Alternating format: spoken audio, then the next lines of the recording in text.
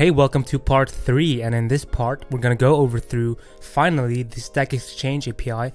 We're going to use the API to get back a JSON data, and parse it into our usable code with Swift 4.1 logic. And with that being said, let's get right into it. Hey, what is up guys? Welcome to part 3, and this is the part where we're making our network calls to our API and StackExchange. And before we do that, I want to show you this site where you can look up things, the documentation stuff. So go to this link, and I'm gonna put it in the description.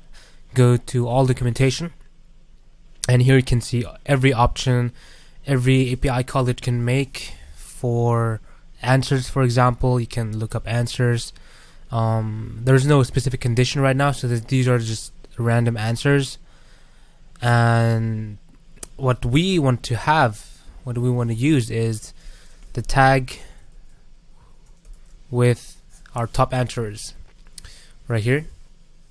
So you can put in whatever condition you want it to have, and our condition is going to be, it has to be the Swift tag, so we want to have the top answers of the Swift tag. Okay, so click on that. As you can see, there is a lot of data here, and we're gonna put this data into our code. So we can do that by creating a new class called a new file called top answers, and here we're gonna copy or clone the data. First, we're going to have a JSON response because this is a JSON file that we're parsing, and we want to have items here because the JSON file has items right here and users. So we're going to create users as well. But first, we're going to create the items, and it has the user, and we're setting everything as an optional because we're not sure if it has a value or not. So this is the safest way. And the post count is actually snake case, like so, but we can parse it with Swift 4.1, so we don't have to use snake case. And that's very useful. And reputation, int the user ID. Sorry, I'm gonna type in as fast as I can because this is the boring part of coding.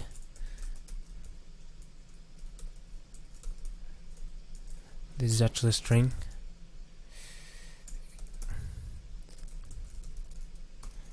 String as well. String as well. Okay, now that we have our model, we can create a new file. We can call it network manager. And it is giving me an error at the back. Well, what is going on? Okay, it's actually a semicolon. All right, it is still not decodable, like so, and that's it. And back to our network manager, we're gonna create a class network manager because this is gonna manage our network, and we're gonna create a path, a base URL, which is this right here. Okay, this is our base URL and this is our path. So gonna use this as a base URL. I'm gonna create a new function called fetch StackExchange users, and the StackExchange users is going to have a parameter with the path and a completion handler that is going to expect a JSON response, like so. Now we can create the URL string by saying base URL and the path. And now we want to create a new URL out of the URL string. I want to safely unwrap it because a URL is always an optional. Pass in the URL string,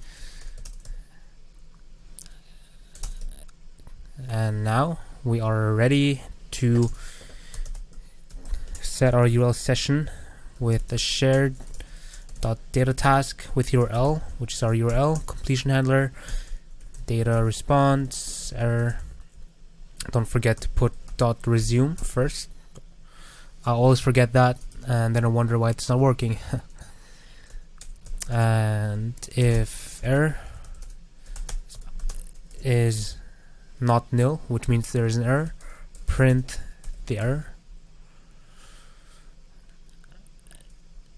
And else, if there's no error, then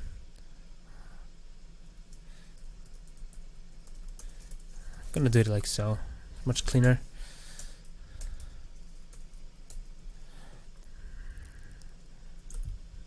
Cart let data equals data else return, because this is also an optional, the data. And now we can do try and catch here that JSON error, print JSON error right here, and we can create our decoder that we're using to decode our JSON that we're getting through the data, equals JSON decoder. And we want to have a key decoding strategy, and it's going to be a convert from snake case, Swift 4.1 right here, and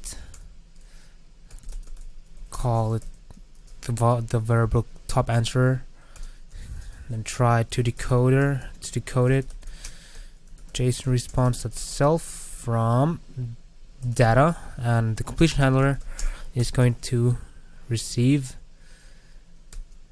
a JSON response, the top answers.